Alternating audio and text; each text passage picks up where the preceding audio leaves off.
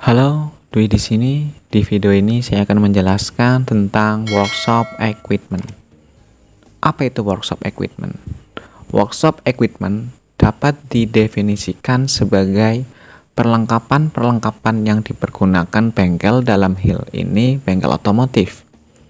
Workshop equipment bukan peralatan utama untuk melakukan perbaikan, tetapi bersifat mempermudah, misalnya car lift, hydraulic press, dongkrak, jack stand, dan lain-lain. Mengidentifikasi jenis-jenis car lift. Ya, kita membahas ini. Car lift merupakan alat pengangkat kendaraan secara keseluruhan. Jadi kalau keseluruhan itu jenisnya car lift. Sedangkan dongkrak hanya mengangkat bagian tertentu saja. Car lift ini dibagi menjadi dua, ya, dibagi menjadi dua car lift.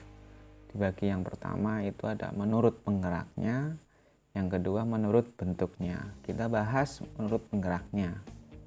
Poin A, penggerak mekanik, dalam kurung poros berulir. Poin B, penggerak hidrolik. Poin C, penggerak pneumatik. Jadi ada 3. Terus menurut bentuknya. Poin A ada single post car lift. Poin B ada two post car lift. Yang poin C itu ada four post car lift. Tipe single post car lift.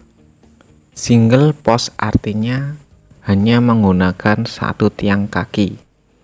Pada car lift tipe ini atau tipe single post terdapat 4 lengan penyangga yang terletak di ujung car lift dan dapat diatur sedemikian rupa.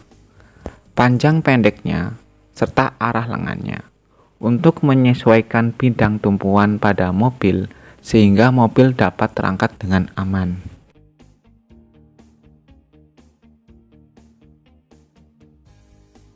Jadi jenis ini banyak digunakan untuk pencucian kendaraan karena dapat menjangkau beberapa bagian mesin dengan leluasa.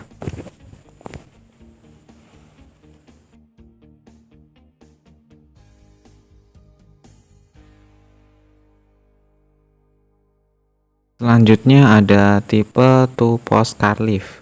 Bisa dilihat dulu gambarnya, bentuknya, dipahami dulu. Tipe two post car lift artinya bahwa car lift tersebut memiliki 2 tiang kaki. Car lift jenis two post juga memiliki landasan penyangga kendaraan yang dapat diatur untuk menyesuaikan dengan bodi atau rangka kendaraan.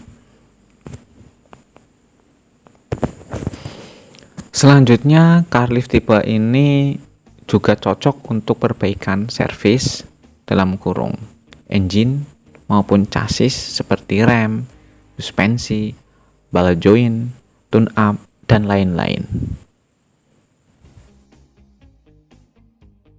Selanjutnya ada tipe 4-post car lift. Bisa dipahami dulu gambarnya, bentuknya dipahami dulu ya. Tipe 4-post car lift, 4-post berarti memiliki 4 tiang kaki, namanya juga 4-post.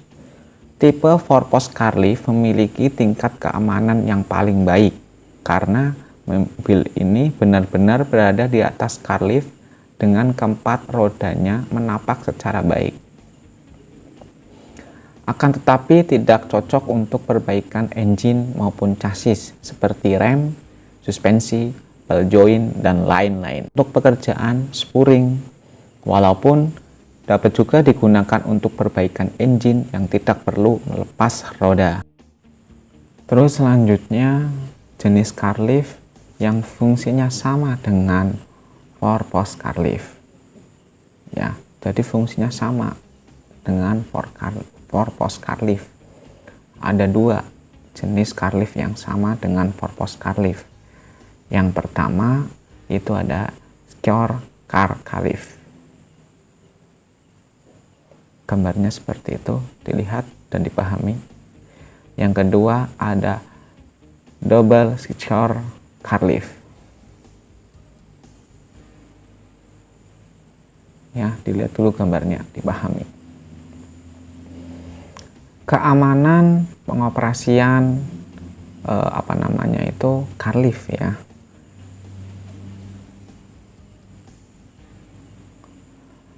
Ketika mengoperasikan car lift, dilarang ada penumpang atau ada orang di dalam kendaraan.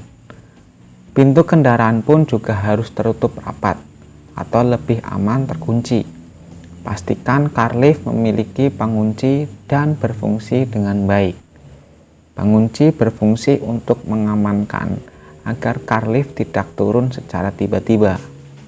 Apabila terjadi kebocoran hidrolik atau kegagalan lainnya, apabila dilengkapi dengan pengaman tambahan, maka gunakan sebagai pengaman ketika sedang dioperasikan. Apabila peralatan tidak bisa berfungsi dengan sempurna, maka alat tersebut jangan digunakan. Lakukan terlebih dahulu perbaikan, termasuk jika alat sudah tidak bisa bekerja cepat seperti biasanya.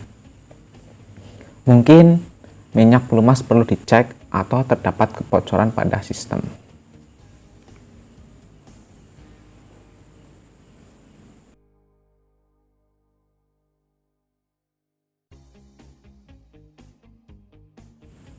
Cara menggunakan car lift.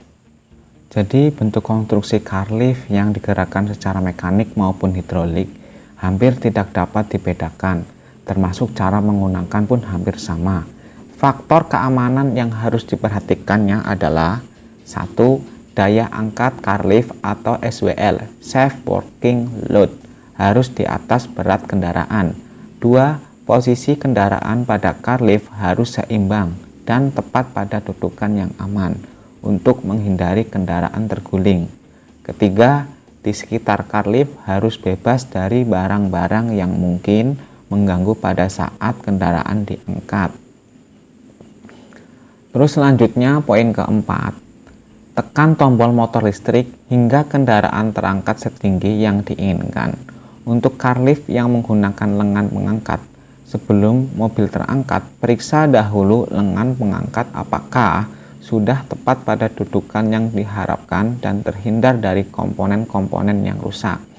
Kelima, jika car lift dilengkapi dengan alat pengaman, umumnya penggerak hidrolik, maka pasanglah alat pengaman tersebut untuk mencegah kerusakan pada sistem hidrolik car lift dan sekaligus mencegah car lift turun secara tiba-tiba. Perawatan car lift. Lumasilah secara rutin bagian-bagian mekanik yang bergesekan, yaitu tiang penyangga untuk penggerak hidrolik dan poros berulir penggerak mekanik. Tambahkan oli hidrolik pada car lift jika oli berkurang pada tabung oli. Periksa secara rutin kebocoran oli pada seluruh komponen sistem hidrolik. Jadi perawatan car lift seperti itu, ada 3 poin ya, dipahami.